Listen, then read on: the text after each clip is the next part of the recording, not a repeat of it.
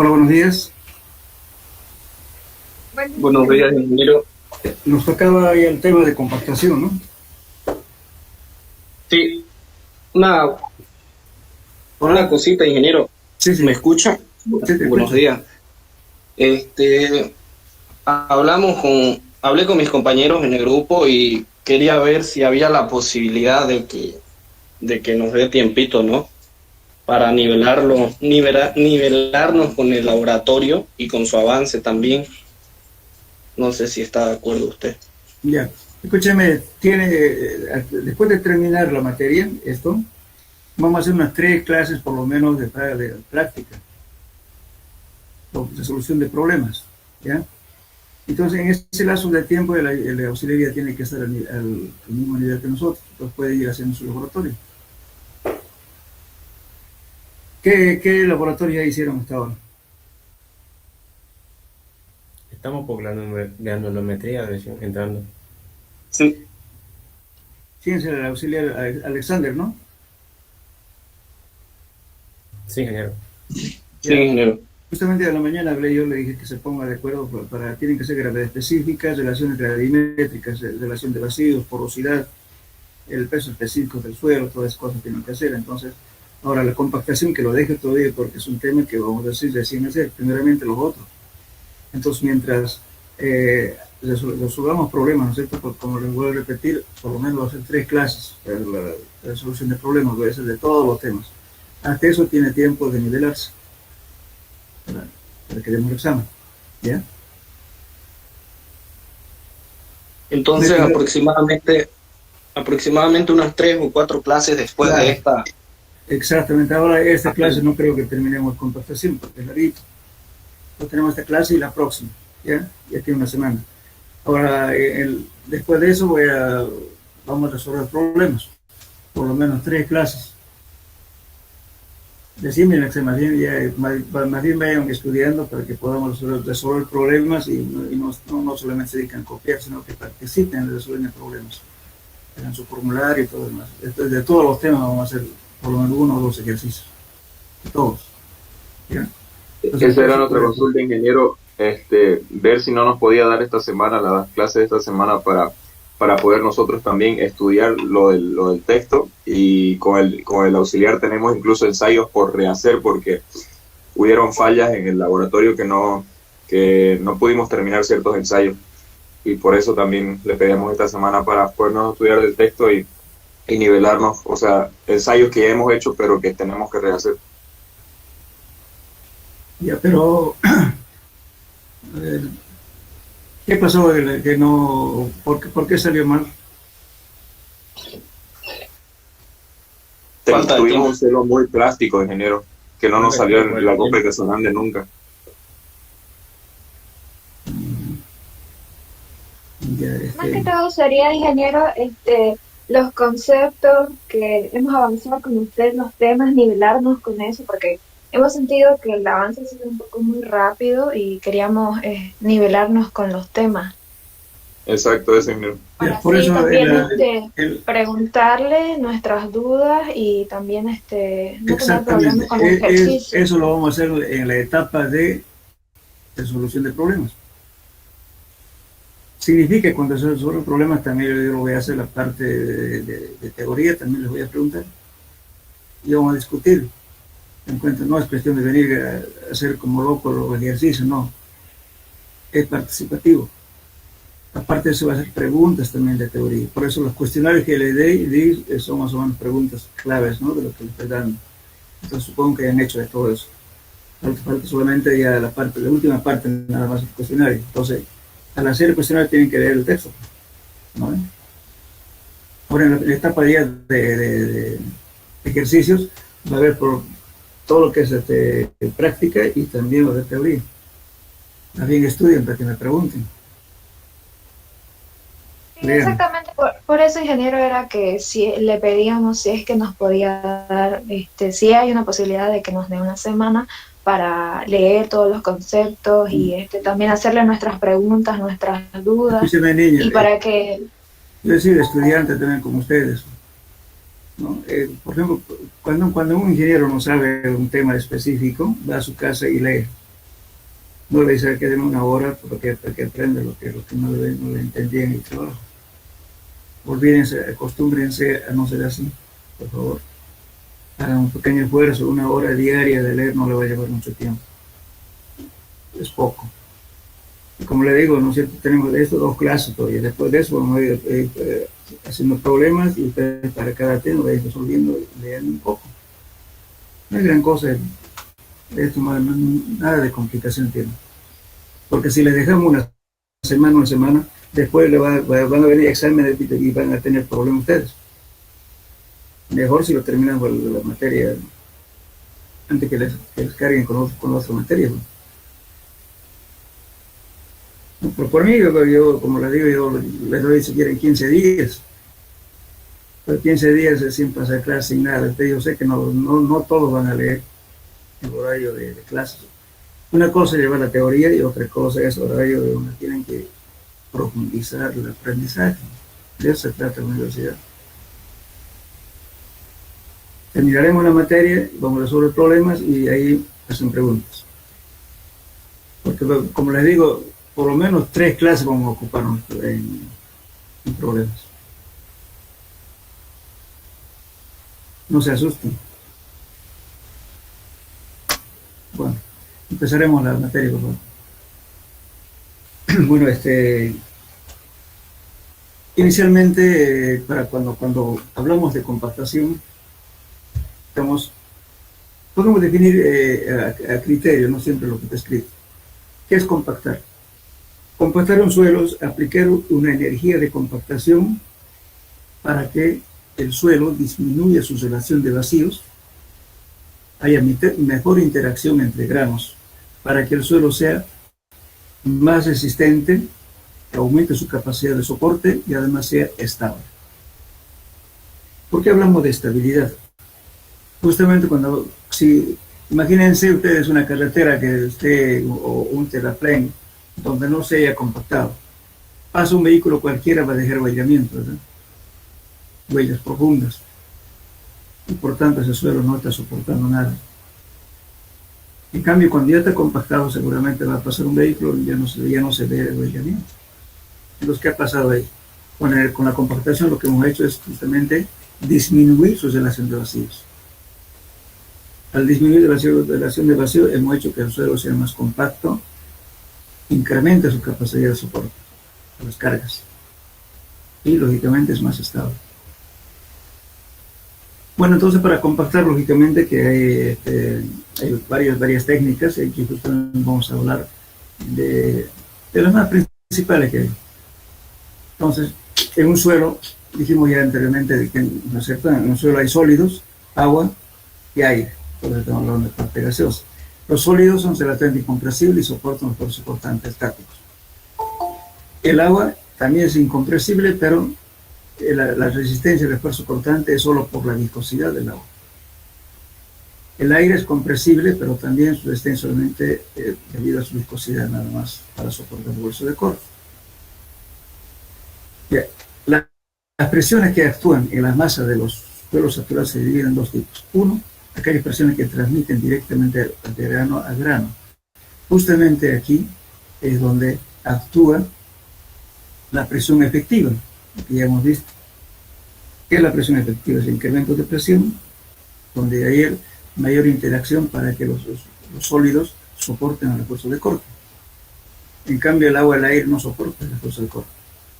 Y las presiones que actúan contra el fluido se llenan los poros del mismo. Entonces, lógicamente, más bien cuando compactamos, ¿qué hacemos? Estamos disminuyendo los intersticios o los espacios vacíos que tiene el suelo para que no tenga demasiado agua.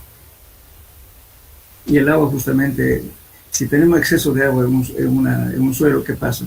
Las fuerzas hidrostáticas absorben parte de la energía de compactación y por tanto el suelo no se puede compactar nunca cuando tiene mucha agua. Por eso justamente cuando hacemos la curva de compactación limitamos la cantidad de agua.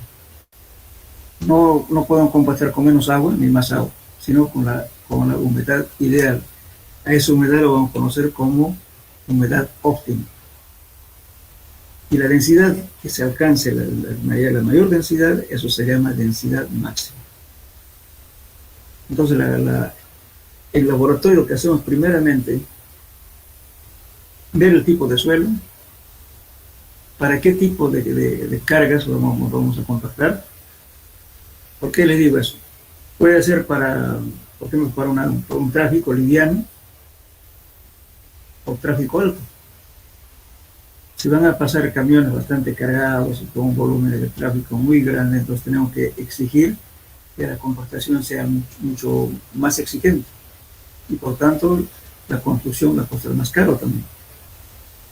En cambio, si es solamente ciclovías o estacionamiento de motos, lo que sea, son cargas livianas o vehículos pequeños que entran a los barrios, entonces ahí no necesitamos mucha energía de compactación y por tanto, además la carpeta, ¿no es cierto?, el paquete estructural va a ser menor y también el pavimento.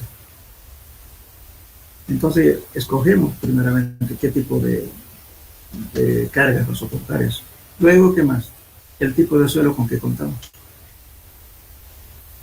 Todo eso hacemos que analicemos, ¿no es cierto?, para qué tipo de cargas, con qué tipo de suelos, etcétera, para ver qué método de compactación vamos a emplear. Dentro de los métodos tenemos varios. Es el método dinámico entre el estándar T99, T180 modificado. Después tenemos el método amasado, el método California, de miniatura Harvard, y el método estático que es California. También hay otros métodos que no usamos en nuestro medio, el método, por ejemplo, de Bain o el método de Porter. Pero eso no lo usamos, porque no lo estoy mencionando, pero sí los más principales que manejamos aquí.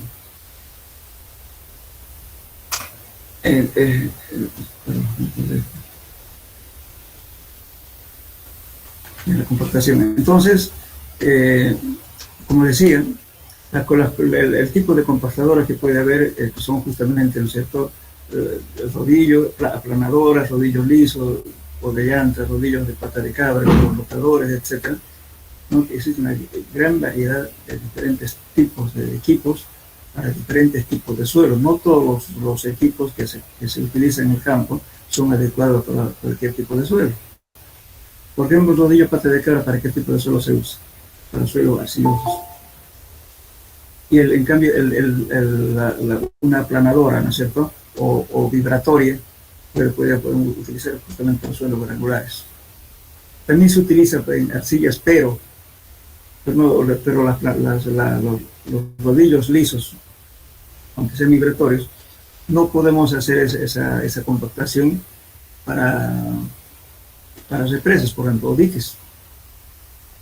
Porque no haría una compactación, me puede decir, homogénea, sino que en cada capa que se compacta se notan horizontes, y por tanto el agua se filtra por ahí. Entonces, en este caso, necesariamente tenemos que utilizar un rodillo pata de cabra. En fin, eso depende, digamos, de la hora que vamos a construir para saber escoger qué tipo de equipo vamos a adecuar para ese trabajo. Pero independiente de todos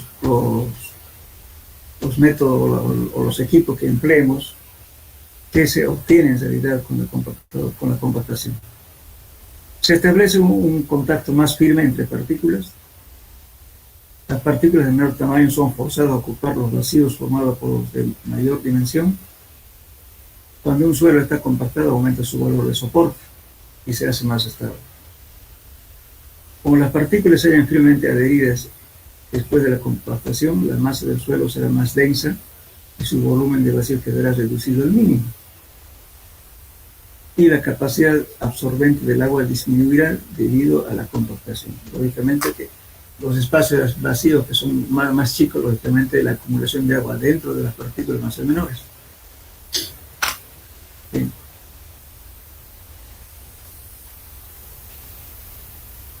Bueno, para que exista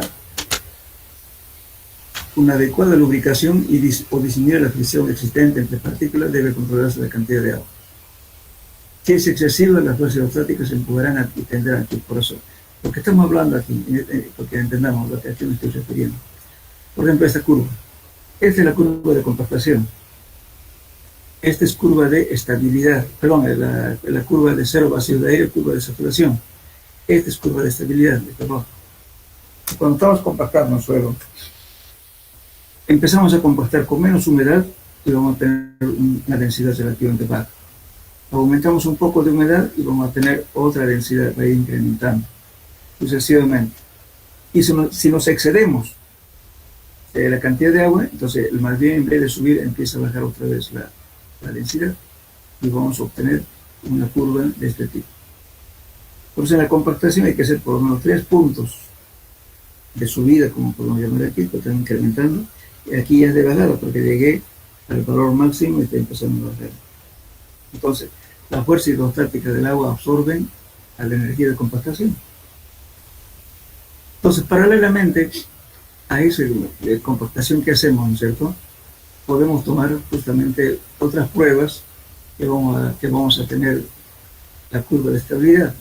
Cuando se termina para un punto determinado, entonces se hinca este penetrómetro que se llama aguja Proctor. Este aguja Proctor mide justamente la resistencia a la penetración. Aquí tiene una marca del pistón y con esta manivela hinco hasta la marca del suelo y determino qué fuerza necesité para penetrar hasta esa marca. Luego lo divido entre el área del pistón y tengo tensión, carga sobre el área. Entonces aquí los diferentes equipos ya tienen su área calibrada. Entonces yo sé que con ese valor voy a construir esta curva.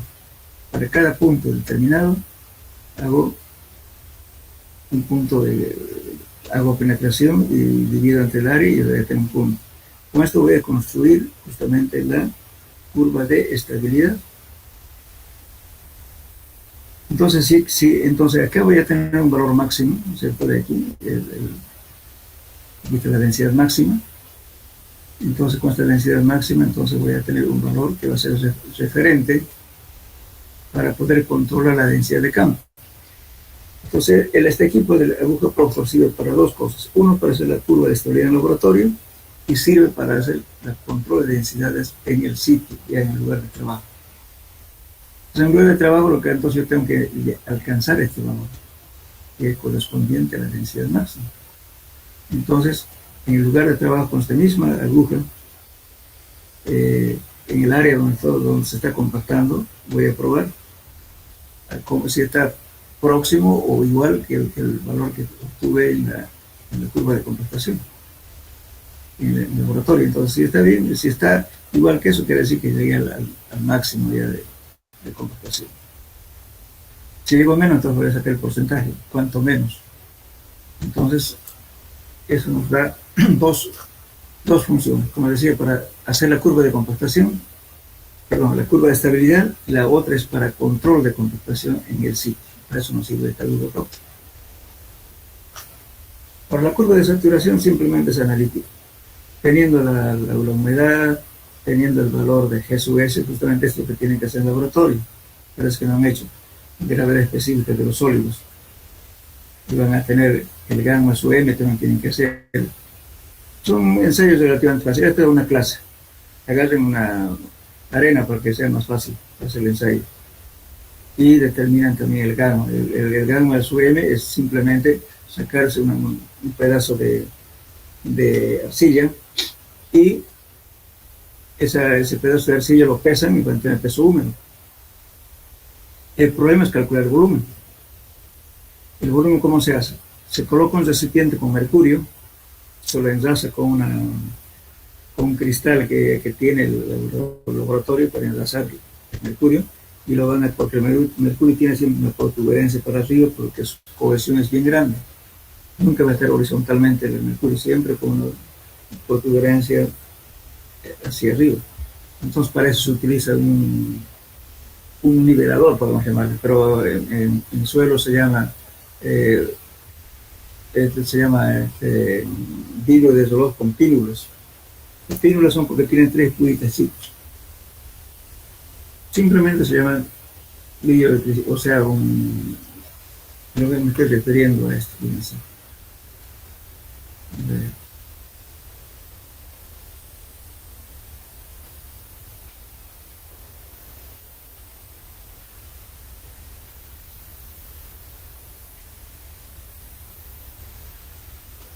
este aparato. Este es un cristal que tiene medida de 3 pulgadas por 3 pulgadas y tiene 3 púas aquí. Prácticamente tiene con separaciones iguales, por eso dibujado así, pero no quiere decir que tenga nada, solamente hay púas. Eso lo llamamos nosotros pínulas. Ya depende, digamos, en suelo se llama así, pínulas. Pero simplemente son puitas, unas chiquititas, así como una puntita de una aguja, más o menos así. Eso sirve para enlazar el mercurio. El mercurio siempre va a estar así con una protuberancia para arriba. Entonces hay que enlazar eso. Una vez enlazado eso, entonces la pastilla, el pequeño cubito que se moldea, se lo sumerge con la ayuda también del cristal a un recipiente. Entonces, al sumergir, va a desplazar el mercurio contenido en este recipiente. Entonces, el volumen desplazado es igual al volumen sumergido. Entonces, simplemente, ¿qué hago? Entonces, el volumen de la pastilla o de la masa del suelo va a ser igual al peso del mercurio desplazado dividido entre el peso específico del mercurio. Y hasta con eso calculo justamente la densidad. Lo importante es que la densidad va a ser igual al peso de la masa del suelo húmedo, como está en el sitio, o dividido entre el volumen de la pastillita que estoy moldeando. Eso ya es el gramo suelo. Es en serio, es en laboratorio. Entonces, como decía, ¿no? Como un recuerdo, lo que vimos en los límites de Atterberg, justamente estamos usando aquí un platillo, otro para poder hacer las pruebas de límite de contracción, pero este es bastante utilizado para determinar volúmenes de los suelos. No siempre para hacerlo solamente de límite de contracción, sino también para hacer el gamma del suelo, el suelo. Entonces sumergimos aquí el mercurio, una pastilla de suelo, y de ese modo determinamos el volumen de la masa. El peso simple, el peso, si queremos inalterado, para sacar gamma suelo tiene que ser el suelo sin alterar. Entonces el peso del suelo sin alterar, en estado tal como se encuentra en el sitio, dividido entre este volumen del mercurio desplazado, es el volumen de la masa del suelo. Y con eso calculamos el gamma suelo. Es lo que van a hacer ustedes con el auxiliar.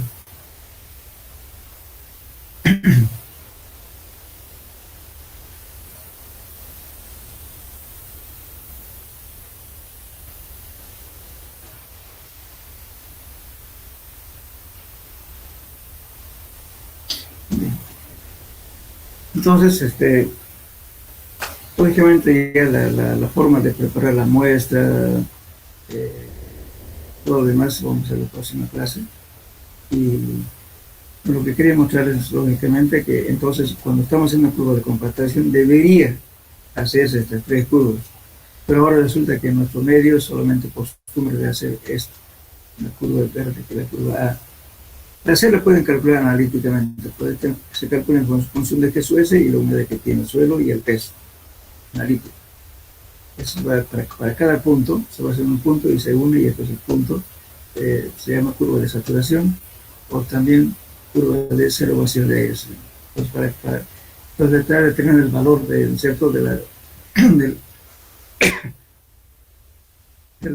volumen de vacíos, ¿no es cierto?, en cada estado. Como estamos compactando, aquí voy a tener menos compacto, un poquito más, sucesivamente va incrementando y aquí va bajando. Entonces voy a tener justamente valores para trazar esta curva de aquí. Esto es analítico. Y esto, lógicamente, esta curva B sale el momento en que estamos compactando, es decir, una vez terminado el módulo de compactar, hincamos la aguja próster y obtenemos esta presión. De ese modo se construye esta curva. Por ejemplo, cuando queremos utilizar la aguja próster para controlar la densidad de campo, entonces tenemos que hacer necesariamente esta curva. Todo esto bien. Por ejemplo, aquí la curva de saturación representa la densidad de un suelo en estado de saturación, es decir, cuando el volumen de vacío ha sido llenado con agua. El volumen del aire se considera cero. La densidad está referida al peso del material seco y además varía en función de la gravedad específica de los sólidos. O también lleva pesos específicos, el activo también se mete. Y se puede obtener la siguiente expresión. Ya todo esto. Los fórmulas.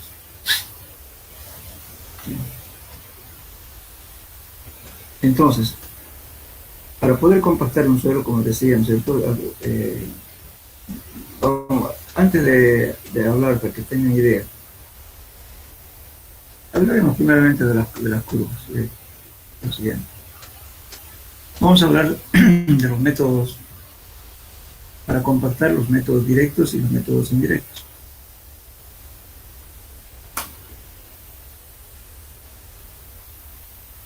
Por ejemplo, los métodos dinámicos, son métodos dinámicos. ¿Cuándo son dinámicos? Cuando ejerce un martillo con una caída libre, como es el Proctor estándar T99 o el Proctor estándar T180 modificado. Entonces es uno de los métodos dinámicos, porque estamos utilizando un martillo con caída libre para compactar cosas dinámicos. Entonces, para compactar mediante ese método, lógicamente, el T99 aplica menos energía de compactación, son para obras menores. El T180 modificado, mayor energía de compactación, es para cargas mayores, este método. Sin embargo, ambos métodos utilizan el mismo equipamiento. Primero vamos a ver, aquí antes de que lo veamos esa tablita de comparación, veamos el molde de compactación, que es este tiene 9.44 centímetros cúbicos de volumen, 4 pulgadas de diámetro, aproximadamente 11 centímetros de la altura. Después viene el otro molde que es para un diámetro de 6 pulgadas.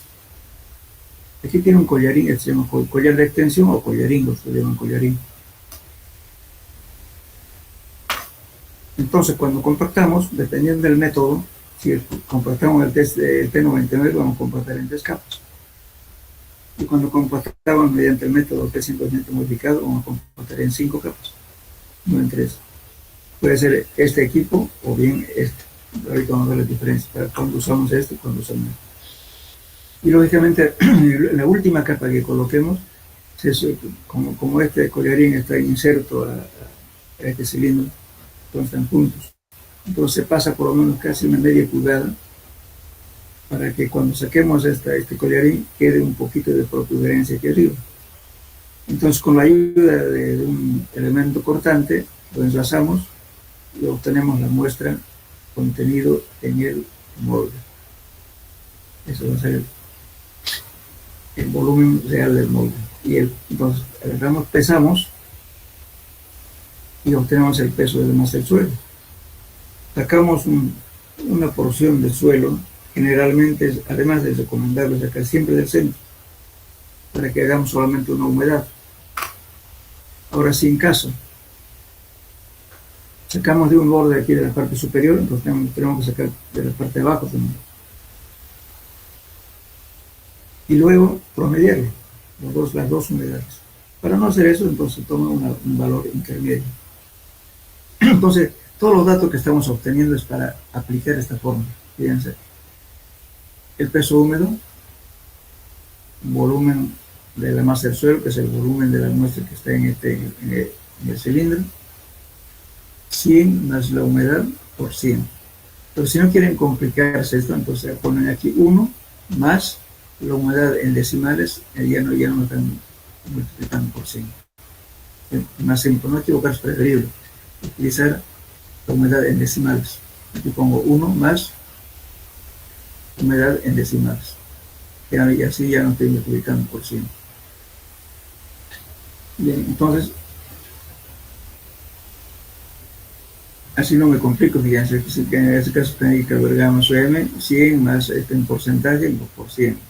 En cambio, si calculo por acá, ya voy a tener 1 más la humedad. Esta es la fórmula que ustedes van a emplear en compactación todos los días. No solamente en caminos, también en estructuras, en pisos, qué sé yo, en silos, cuando se está haciendo para colocar la losa central de los silos, por ejemplo, hay que compactar el suelo capa por capa. Bueno, entonces, aquí tienen un martillo de compactación. Este es un martillo que de 10 pulgadas con una altura de que aquí está el mazo.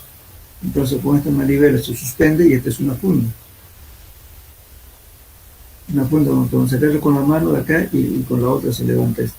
Luego que choque este pistón de aquí y luego lo largamos, caída libre. Y los moldes se colocan aquí, entonces estamos golpeando en toda el área transversal del cilindro para compactar.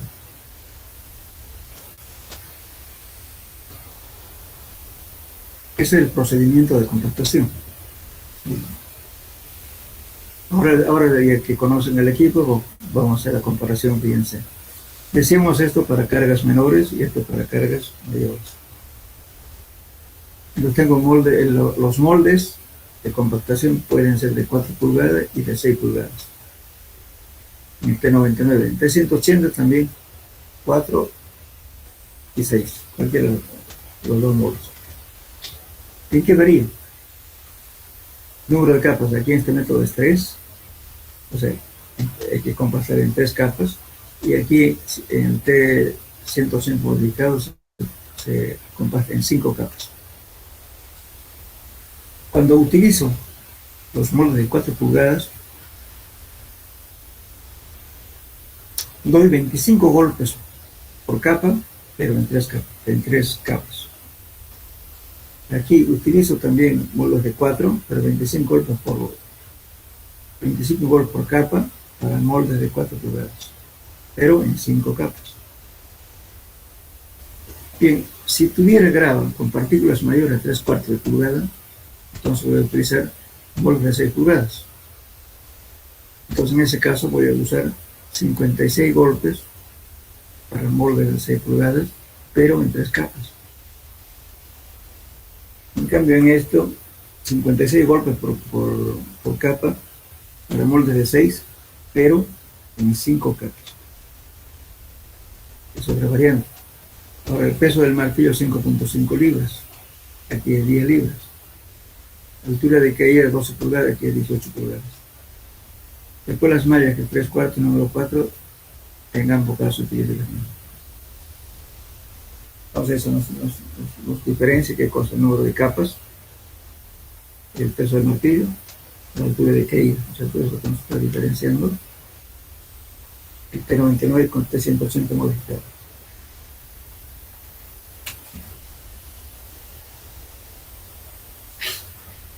Entonces este es los métodos que más se emplean en nuestro medio.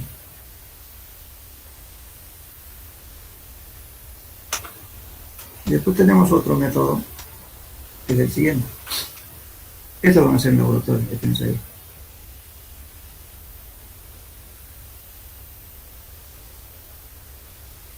Tenemos otro método que es el método estático.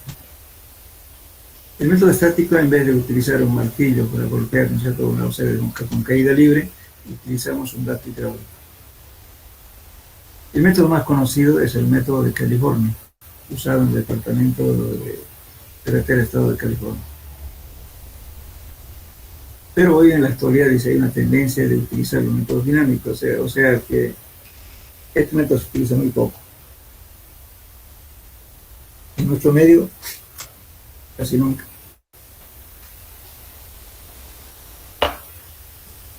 Entonces, ¿qué hacemos? Para este método varía lo siguiente. Tenemos un molde de 6 pulgadas y con una altura del molde de 8 pulgadas.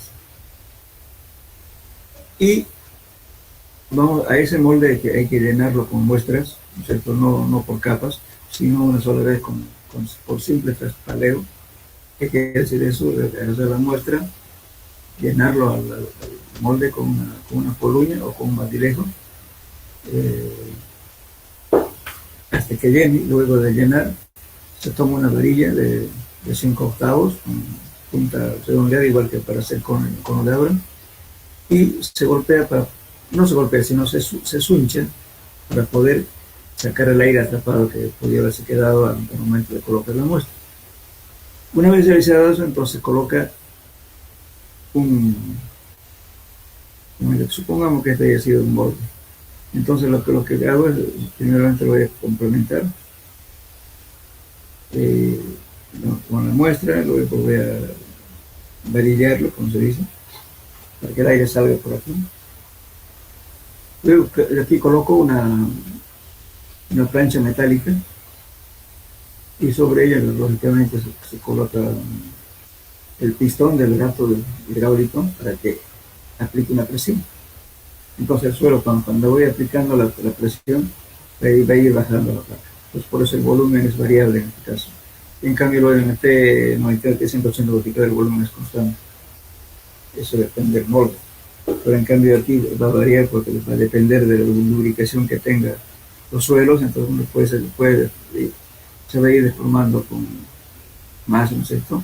Y entonces el volumen va a ser variado. Entonces aquí se pone un medidor de formación, se pone un punto de referencia y se pone un tensómetro para medir cuánto está bajando justamente la plancha que se coloca acá para aplicar la carga. Entonces aplicamos esa presión hasta alcanzar de 140.6 kilos por centímetro cuadrado. Equivale a esto a 2.487 kilos. Aquí está además este coma aquí. Y entonces esta carga dividido entre el área transversal del cilindro, que es de 6 pulgadas, me va a dar esta carga. 140.6 kilos centímetros cuadrados. Hasta ahí aplico la presión, para cada punto. Y luego tomo la muestra. Igual que en los casos anteriores se toma de arriba y de abajo, o si no de la parte central. Entonces determino humedad y aplico la misma fórmula que estamos viendo nosotros. Eso sería el método de estática. No es recomendable en este método utilizar un gato hidráulico, porque el gato hidráulico no, es decir, cuando uno bombea el gato, se acaba la presión y otra vez tiene que subir ahí en desfase. Tiene que ser de una velocidad continua. Por eso utiliza gatos con engranaje, no hidráulico. Bien. Ahora, otro método de compactación tenemos prueba por amasado mediante miniatura hardware. Esto es exclusivamente para arcillas. Se trabaja con material que pasa de la malla número 10. El procedimiento es lo mismo. El papo. Podemos hacer, si queremos, en 3 capas o en 5 capas, depende de la exigencia. Entonces, como dice su nombre, miniatura, el diámetro interno de este pequeño molde, este molde de compactación, apenas mide 3.3 centímetros. Y la altura del molde mide 7.2. El volumen del molde es 62 centímetros cúbicos. Y el collar de extensión es el collar que viene encima, se puede aumentar para enlazar, eso mide 3.5 centímetros. Y luego, lógicamente, que la compactación aquí difiere. Vamos a ir colocando justamente, haciendo variar la humedad. Esto es exclusivamente para arcillas. Vamos a ir variando la humedad para cada punto de compactación. Pero la compactación se hace con este émbolo. Este es un émbolo. Tiene aquí internamente aquí desde la funda tiene un resorte calibrado. Y aquí sale un émbolo que también está calibrado. Aquí tiene una medida de acuerdo a normas. Y la punta también que se hace aquí.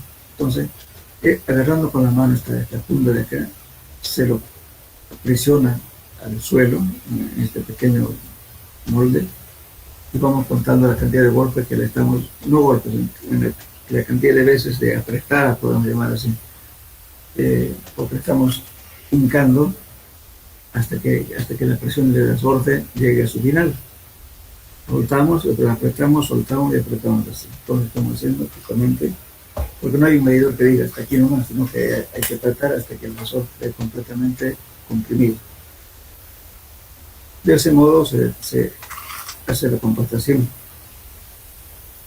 Y luego de tener ya compactado en este pequeño molde, se somete a, perdón, se saca la muestra mediante un extractor, este es un extractor, mediante un extractor para tener un espécimen como este. Entonces, para cada punto de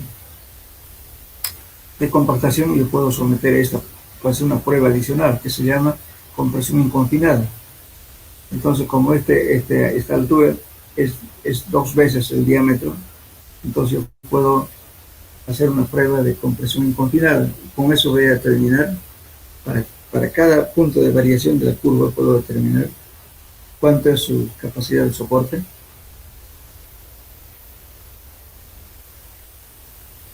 Ese es el valor de QSU. El esfuerzo de rotura, si lo divido entre 2, eso me va a dar la cohesión. O sea, puedo obtener cohesión para diferentes valores de compactación. Y también puedo calcular cuánto es su capacidad de soporte. Entonces, la carga de rotura, si lo divido entre un factor de seguridad, eso me da la capacidad de soporte admisible. Entonces, paralelamente a la curva, puedo tener otros valores de compresión confinada con este método. Puedo repetir, esto solamente es válido para suelos arcillosos. Se trabaja con materia que pasa la malla número 10. Este método es especialmente aplicado en diques o represas de tierra, porque el sistema que está aplicado, ¿no es cierto?, de compactar, no deja costuras, no deja horizontes de capa a capa que estamos compactando. Todo es homogéneo. Justamente, ¿por qué? Porque el suelo se compacta con pata de cabra. Igualmente aquí estamos haciendo igual, por eso se llama un proceso de amasado. ¿Y cuál es la diferencia entre una compactadora lisa, o ya sea vibratoria, y otro que sea pata de cabra? Varía en lo siguiente.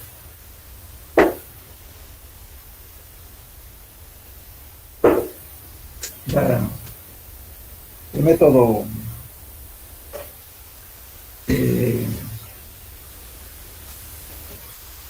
perdón, ¿cómo decir esto? Supongamos que tenemos un suelo que estamos compactando arcilla y estoy construyendo una represa, digamos un dique para agua servida, lo que sea. Entonces utilizo un rodillo liso. El rodillo empieza a compactar, primeramente alcanzar mayores densidades en la parte superior donde está apoyando el rodillo, y eso la compactación va a ir transmitiéndose hacia abajo. Entonces, si le pongo otra capa de arriba, hace el proceso lo mismo, pero esa unión entre capa a capa me va a quedar como un horizonte, como colocarle unas galletas, ¿no?, una sobre otra. Entonces, si es para dique, entonces esto me va a dejar facilidad de que el agua justamente pase por las juntas de capa a capa que se va compactando. No es homogéneo. Si hace un corte, se va a ver cómo se va compactando capa a capa. Eso ocurre con los rodillos lisos. En cambio, el pata de cabra, de la compactadora pata de cabra, primeramente compacta abajo, porque las patas que tiene el rodillo se entra para abajo, se endura y cada vez que se va compactando se va saliendo. Al momento que ya, cuando ya está totalmente compactado, ya la pata, o sea, ¿cómo puedo decir? La pata de cabra que queda en el rodillo ya no entra. No estamos refiriendo a esto. Este es un rodillo liso. Aquí estamos en eso en tándem porque estamos, ¿no es cierto? Tienen dos ejes. Como también podemos rodillo liso de es de lo que compacta entre nosotros, que es una rueda solamente de tracción. Esto se utiliza justamente en las subidas, este tipo de compactadores. En cambio, este puede compactar el suelo con arena limosa o arena, entonces es importante utilizar este tipo de equipo. Ahora, si tengo que compactar arcilla, tengo que usar este se llama un rodillo pata de cabra. Entonces, como decía, esto, cuando compacta esto, primeramente se endurece de arriba y eso va, la compactación va a tener metiéndose abajo. En cambio aquí eso no. Primero que si el suelo está suelto, entran las patas y compactan primeramente abajo. Van compactando, va subiendo la compactación arriba. Entonces, primero la compactación empezó de abajo, que al final cuando ya está compactada la superficie, ya esta parte ya no va a entrar, no va a quedar ahí encima, no va a copiar el suelo está duro. Eso ocurre en las arcillas compactadas. Entonces, cuando hagamos un corte en una estructura que se haga con este equipo, no va a haber dónde se hizo el cambio de capa a capa. No se nota totalmente homogéneo. Esa es la ventaja de compactar con este rodillo, compactar. Ahora, otra cosa, si queremos ya hacerla terminada, supongamos que ya hemos hecho una compactación y bueno, ya estoy en la parte final. Hago el perfilaje significa que tengo que dar su bombeo, se inviste una pequeña pendiente para que discurra el agua. No es totalmente plano una calle, tiene un pequeño desnivel, digamos, ¿no? Con respecto a la parte central. Eso es justamente para que el agua vaya por las cunetas. Es para eso. Entonces,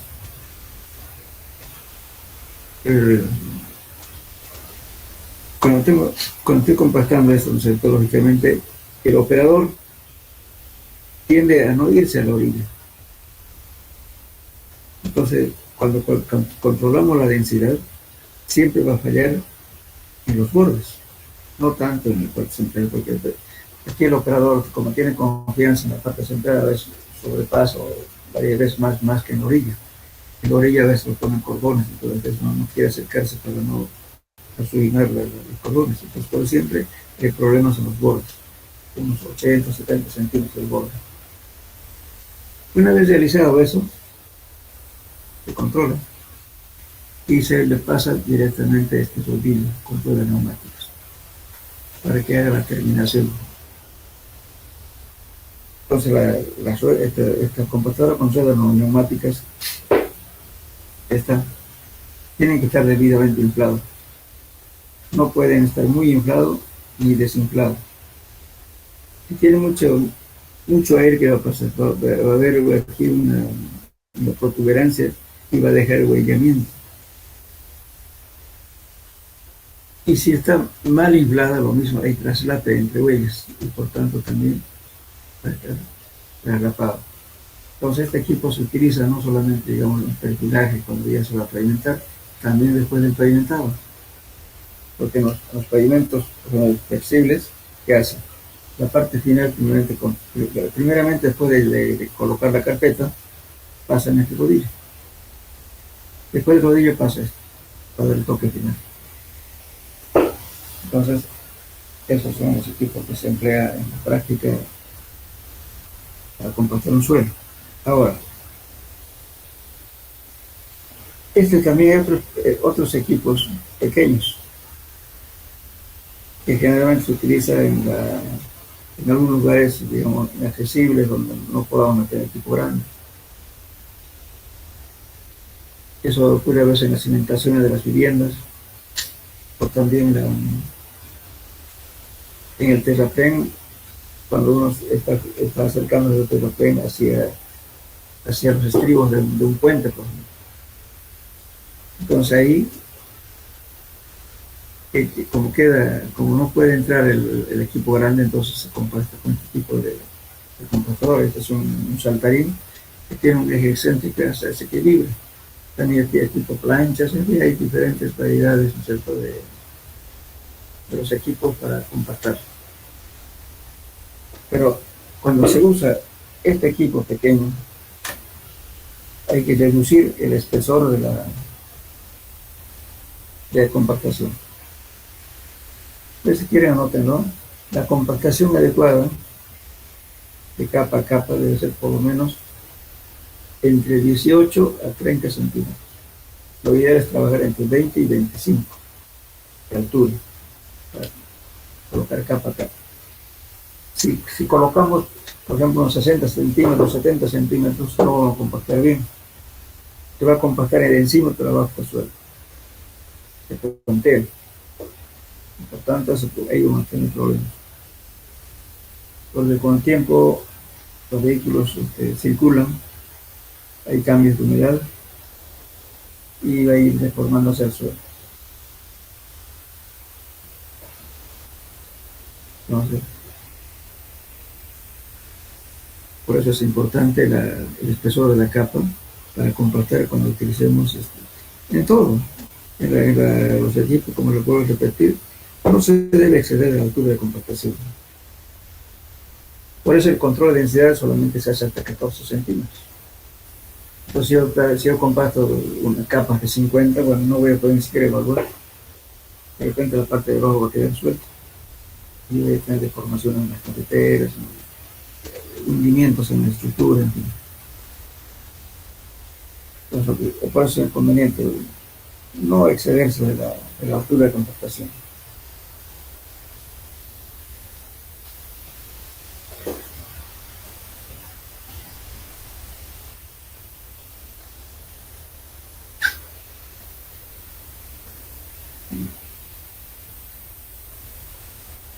¿Tienen preguntas de aquí? Bueno.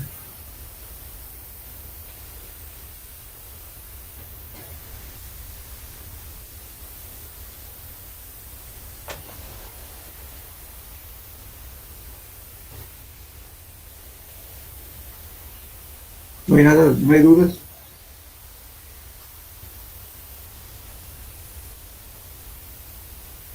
¿Se entiende, ingeniero? Ya.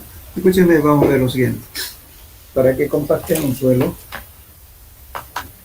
estamos usando cilindros de 4 y de 6 pulgadas, ¿cierto? ¿Y qué pasaría si yo tengo capa base? Una cosa que le iba a decir, que normalmente ocurre en todas las obras.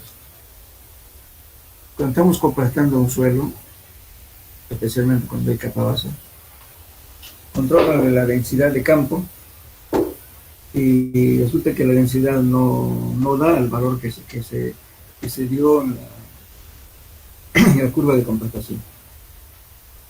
Como no dio, entonces dicen, bueno, pasarle 3, 4 pasadas de compactadora más, o 5 o 6. Pero entonces, con la excesiva pasada de la compactadora, empiezan a requebrajarse las partículas, especialmente las partículas blancas. Porque en nuestro medio, lo que utilizamos capa base, por ejemplo, que yo pide ahí, las piedras son relativamente blandas. Entonces, muchas pasadas de máquina ya están destruyendo las partículas antes de que funcione la carretera o las calles. En ese caso, hay que hacer un control de compactación, primero de la humedad. La humedad se controla antes de la compactación, durante la compactación y después de la compactación. Ahora, si se ve que exceden con las pasadas de máquina, entonces hay que hacerle chequear la granulometría. Porque las especificaciones de la capa base tienen la especificación de ese tal diámetro, tienen una curva, igual que en hormigón, tienen su curva. O de repente tantas pasadas de máquina ya lo rompieron las partículas que ya están fuera de curva. Entonces, si ocurre eso, ¿qué hay que hacer? Sacar de nuevo material y se pone otro. Lógicamente eso no le va a gustar a la empresa constructora, porque la empresa constructora tiene que ganar plata. Pero es necesario hacer eso. Pero siempre se debe controlar eso. Especialmente en carreteras importantes, hay que controlar siempre la cantidad de pasadas de máquina. Por eso se hacen las pruebas de pasadas de máquina. Y ya que estamos acá, vamos a ver eso más porque no nos da un poquito más de tiempo. Fíjense aquí.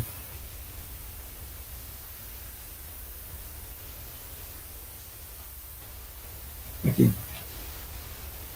Digamos, por ejemplo, un cierto, la compactación del terreno, para que la compactación dé resultados satisfactorios, ya sea en obras de terraplenes, ya sea en la fundación, por la cual se va a construir una carretera o pista de aterrizaje, etcétera, se debe ejecutar la siguiente operación. Primero, como le decía, determinar densidad máxima, número 2, que es el laboratorio. También saber, bueno, compactar el material mediante aplanadoras, rodillos, o sea, escoger el equipo adecuado. Controlar la densidad alcanzada en el campo, se llama densidad in situ, para verificar si el material ha sido debidamente compactado y además verificar número 2. La compactación se puede realizar mediante rodillos lisos o de llano. El equipo puede ser equipo vibratorio y vibroflotadores para materiales arenosos y lavosos. Rodillos o rodillos pata de cabra para materiales firmes, o sea, para las arcillas, que estamos mencionando acá. Pero cuando se trata de hacer una carretera, por ejemplo, se hace un terraplén de prueba. Por favor, van a corregir esto. Aquí dice terraplén de prueba. No es terraplén, es un error. Acabo de verlo. Terraplén de prueba. 4,75.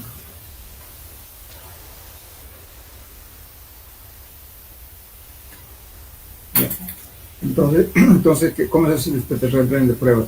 Se toma aproximadamente, se hace, eso es para calibrar la cantidad de pasadas de máquina que tiene que hacer para alcanzar las densidades. Entonces, esto es para optimizar justamente el trabajo. Entonces, se toma aproximadamente unos 200 metros de terraplén y se va haciendo las pasadas de máquina con un espesor determinado. Supongamos que sea cada 25 centímetros de altura. Entonces voy a tener 25 centímetros y voy a pasar la cantidad de pasadas de máquina. Y voy a ir controlando, para cada pasada voy a controlar la densidad, para ver con cuántas pasadas de máquina alcancé a la densidad máxima. Para ese tipo de suelo.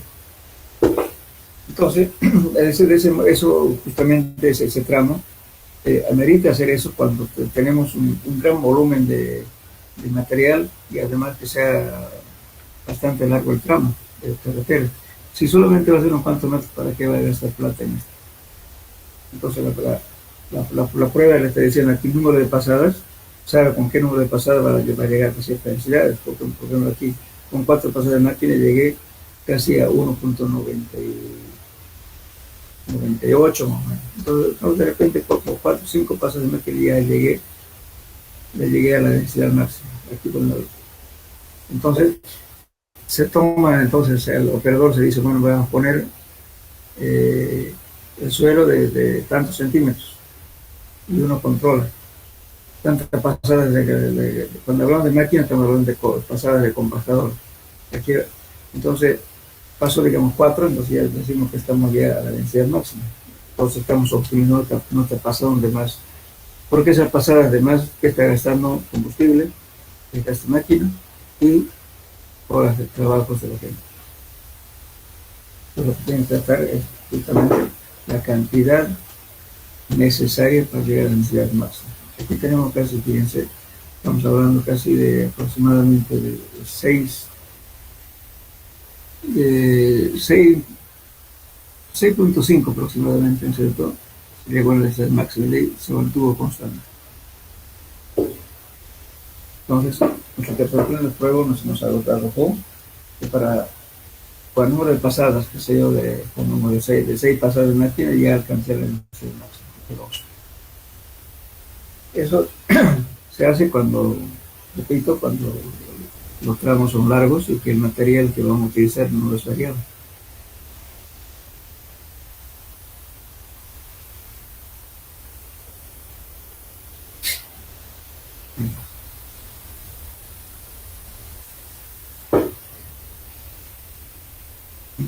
Entonces, ¿tienen dudas de acá, jóvenes?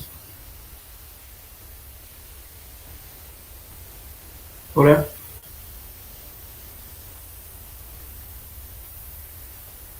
Hola, hola, ¿me escuchan? Sí, ingeniero, se escucha. Si tiene alguna aclaración, pregunten.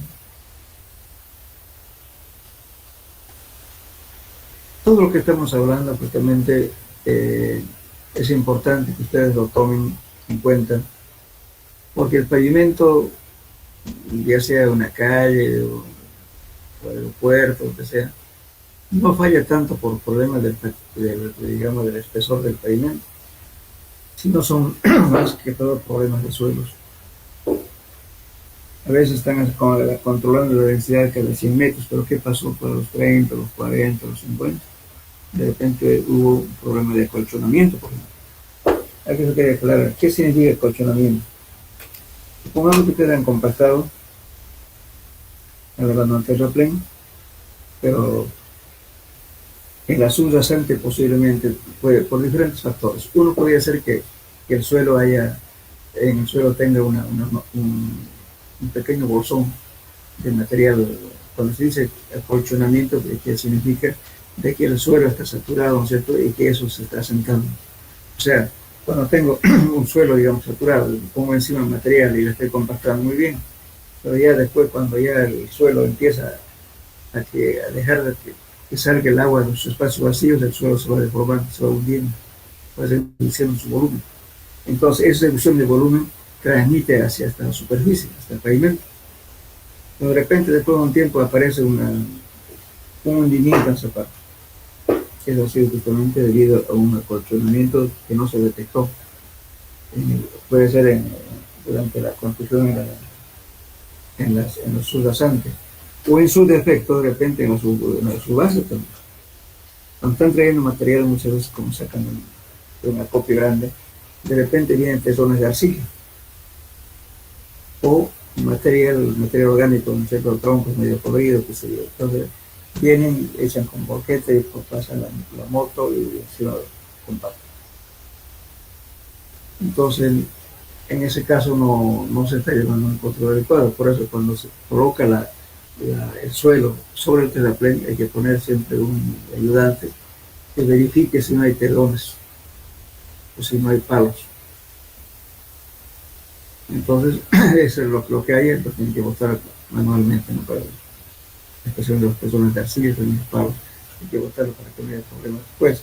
Entonces, después de que pasa un tiempo, lo pavimentan, resulta que al tiempo aparece un hueco, una especie de hundimiento en la carretera. Y eso es peligroso porque se hunden en forma puntual. Si usted está terminando la carretera, perdón, una velocidad muy alta, puede quitar la dirección porque es una especie de un huequito. Eso fue un hundimiento.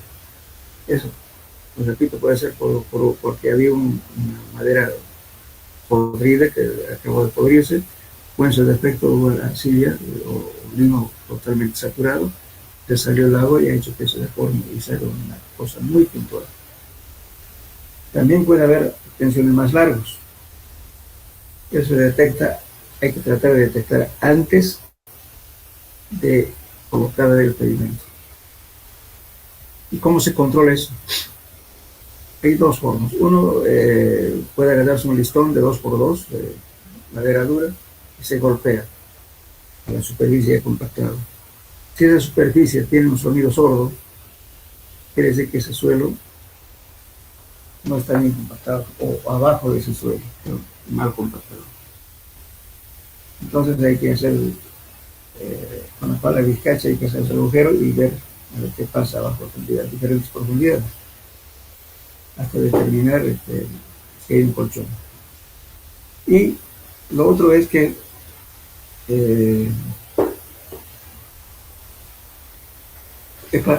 cargar un camión de 2 ejes, puede ser con cemento, con piedra, con lo que sea, y a baja velocidad hacer circular el vehículo y uno ir paralelo al vehículo, al camión cargado, y en parte se va a temblar como una gelatina. Y también, ¿cierto? Cuando frena o arranca, se mueve. Entonces, con ese movimiento excesivo, entonces hay que hacer un agujero ahí va a determinar cuál es la causa. Seguramente va a ser un acolchonamiento, entonces eso hay que saber, en lo posible hay que cambiarlo el material, más fácil, excavar puntualmente esa zona y sacar todo lo que está perjudicando y luego colocar el material adecuado. En ese defecto también se puede inyectar, con el medio de eso se inyecta productos estabilizantes, pero hay que esperar su acción por lo menos durante unos 2 meses más o menos. Se puede utilizar para establecer un suelo, donde ese tipo de casos, se puede hacer aceite sulfonado, pez cóndor, Consolit, B728, son productos químicos que hacen un intercambio catiónico de abajo y hacen que el agua salga y entonces puede estable. Si ya se le acomoda lo que es hueco que se produce, no se va a deformar más. Pero eso lleva un trabajo. Y si eso es largo, entonces no queda otra cosa que abrirlo de nuevo de todo el terraplén y buscar cuál es el material que está terminando ahí, entonces sacarlo todo, cortar el material y cambiar con otro. Mientras con los colchones a veces uno se da cuenta después de terminar la obra. Porque mucha gente no lo prueba, cree que todo está bien pavimentado, pero cuando a veces no.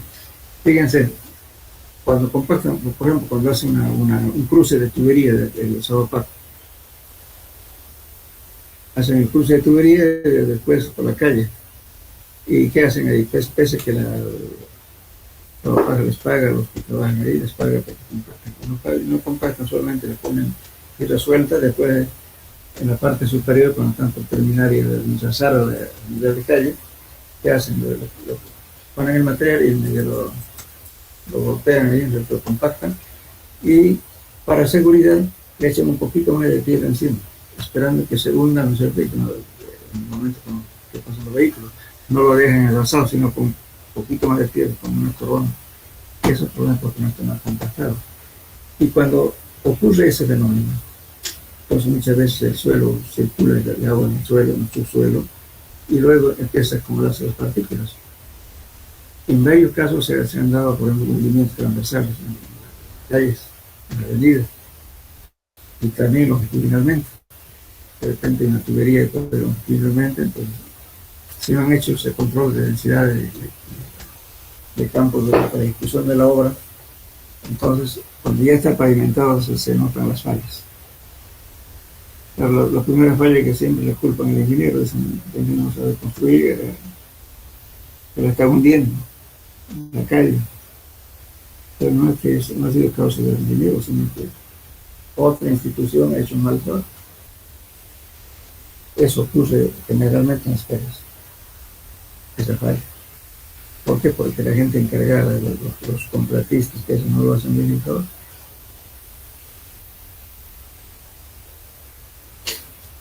Bien. ¿Alguna pregunta, joven? Hola.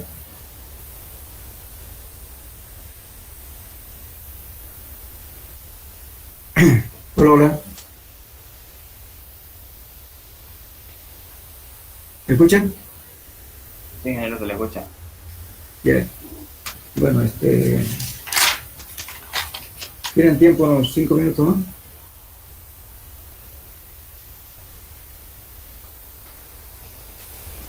Sí, ingeniero. Bien. Agarren un lápiz y una hojita, por favor. Les voy a enseñar cómo van a compensar el material en peso. ¿A qué me debo? Cuando estamos compactando un suelo, si son arenas, limos, arcillas, no pasa nada. Podemos reutilizar el mismo material para hacer los diferentes puntos para hacer la curva de compactación. Sin embargo, si tenemos piedras mayores a 3/4 de pulgada, como tiene la capa base tiene 2 pulgadas, 1,5, 3/4, 5/8, etc., en diferentes diámetros. Entonces, si eso lo ponemos a un molde y le empezamos a golpear, estamos golpeando piedras. Entonces, cuando hay ese tipo de casos, hay que sacar el material excedente en piedras grandes y poner otro material compensado. Esa compensación que se ha hecho sirve para hacer la curva de compactación Y también sirve la misma preparación para hacer el ensayo de CBR. Por eso nunca es bueno agarrar de una muestra aparte para primero hacer la curva de compactación, después que le traigan otro material, hacer su CBR. A veces varía la volumetría, entonces un valor va a ser diferente. Siempre hay que tratar de casar los dos ensayos, la curva de compactación y el otro, el ensayo de CBR. Lo vamos a ver entre los dos, pero la preparación se hace en forma conjunta para cuando le pidan eso, para los dos ensayos, no independiente, trae otra muestra para la otra. De repente ya la muestra no es lo mismo, entonces los datos que salen del laboratorio y para su cálculo están distorsionados. Vamos a suponer que vamos a utilizar 100 kilos, pongan muestra, 100 kilos, capa base.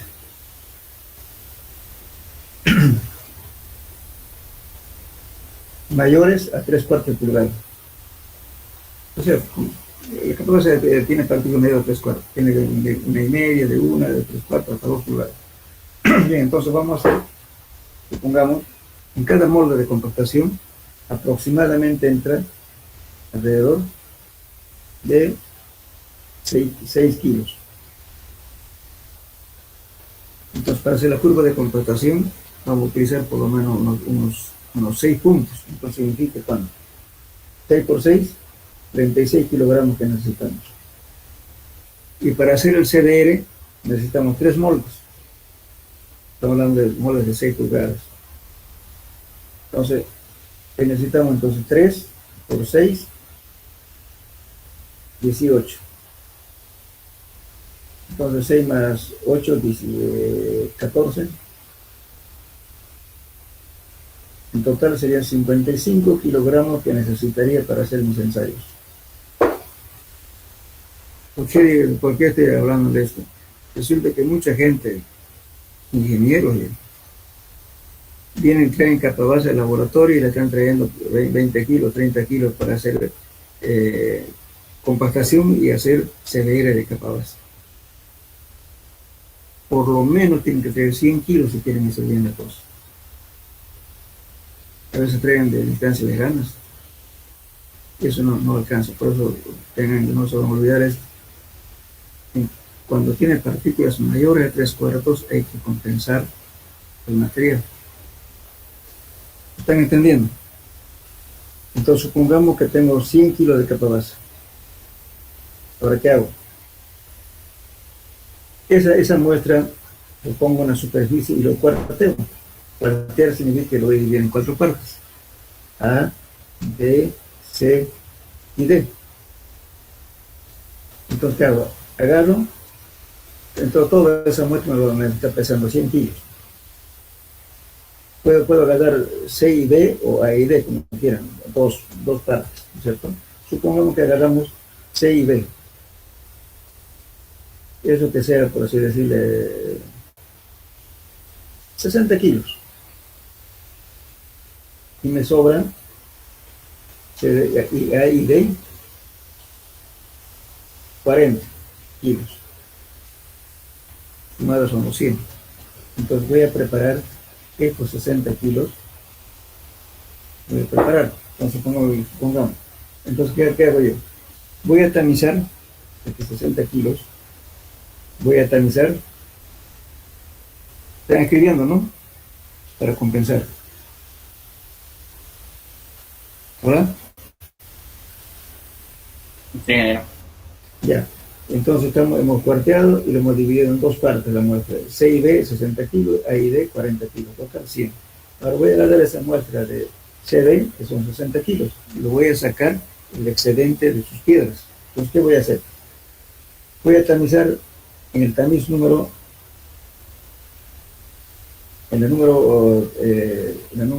4. Perdón, en la 3/4. Voy a tamizar en el tamiz 3/4 de los 60 kilos. De los 60 kilos, supongamos que queda retenido en la malla número 3/4, que quede, por así decir, 20 kilos. Piedras mayores a 3/4 pulgadas. 20 kilos. Entonces, ¿cuánto me quedó? Estaban trabajando con 60, ¿no ven? 60 menos 20, me quedó 40 kilos, ¿no? 40 kilos. Muy bien. Ese excedente de piedras grandes lo voy a desechar. Entonces, para compensar, tomo la muestra que estaba de reserva, que era A y D, que eran 40 kilos. A esa muestra lo voy a tamizar en las 3/4 y que quede retenido en la malla número 4. La muestra de ese que me estaba sobrando 40 kilos, pongo la malla 3/4 y abajo el número 4. Lo voy a tamizar. Entonces, este material tiene que ser los 20 kilos para compensar a la muestra original. Entonces, el material que pase la 3/4 y retenga la número 4 tiene que ser 20 kilos. Entonces aquí tenía 40, porque había quitado 40. A ver, esos 40, que los sumo otra vez estos 20. Total me quedo otra vez 60 kilos. Ese material me va a servir para hacer la curva de compactación y hacer mi CDR, cuando son partículas mayores a 3/4. ¿Entendieron?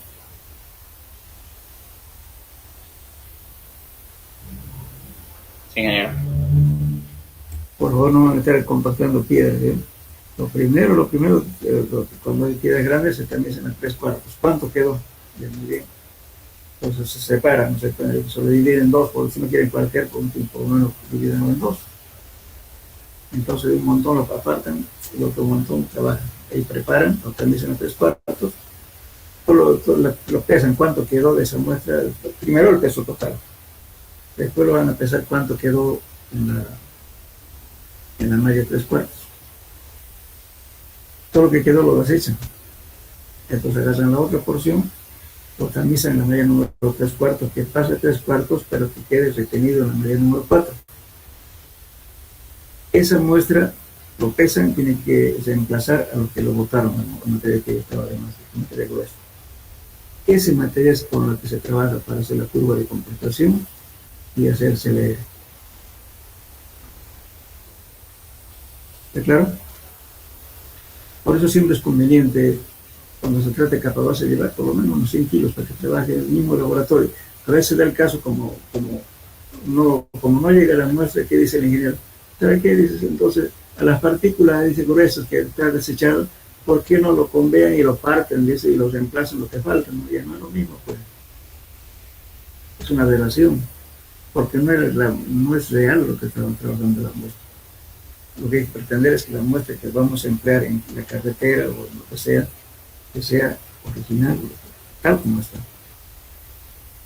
No es que ya estamos partiendo en piedritas para entregar el peso, no es así. Por eso digo, porque justamente el laboratorio que tengo hay mucha gente que viene con 30 kilos, 20 kilos, capa base, porque le ganan todo. No es así.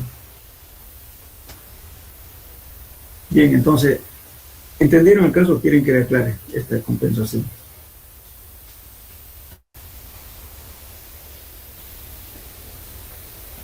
Quedó claro, ingeniero. Ya, perfecto. Entonces, en la próxima clase vamos a entrar a control de densidad de campo. Entonces termina la materia. Bueno, quedamos en eso, por favor. Hasta la próxima clase. Sí, ingeniero, hasta luego. Ya.